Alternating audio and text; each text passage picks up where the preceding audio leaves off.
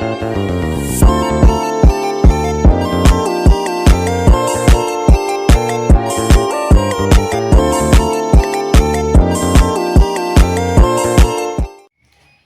semuanya, hari ini saya ingin membagikan sebuah kisah dari Alkitab.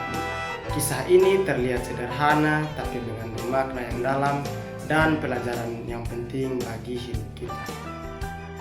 Ini adalah kisah tentang dua saudara, Kain dan Habel. Kisah ini tertulis dalam Kejadian pasal 4. Kain dan Habel adalah anak-anak dari Adam dan Hawa. Kain bekerja sebagai petani, ia mengolah tanah, sedangkan Habel adalah seorang gembala yang memelihara ternak. Pada suatu hari mereka mempersembahkan korban kepada Tuhan.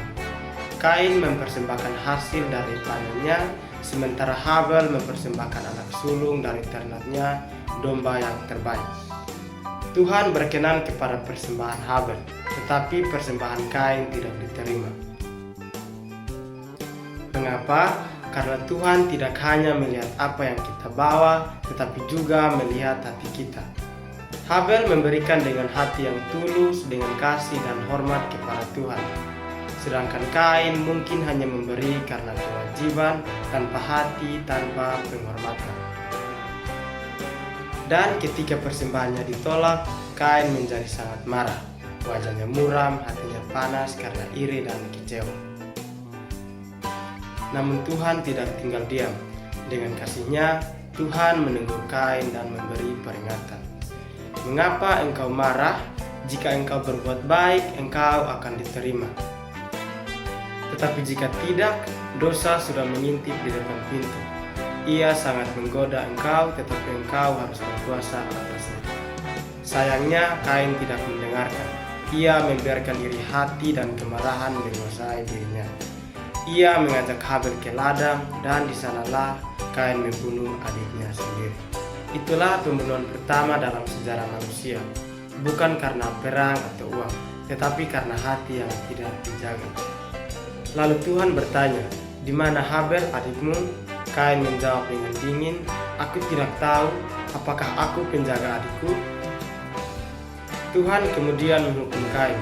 Tanah yang dikerjakannya tidak akan memberi hasil, ia harus hidup sebagai seorang pengembara. Tetapi Tuhan tetap memberi tanda perlindungan kepada Kain agar tidak ada yang membunuhnya.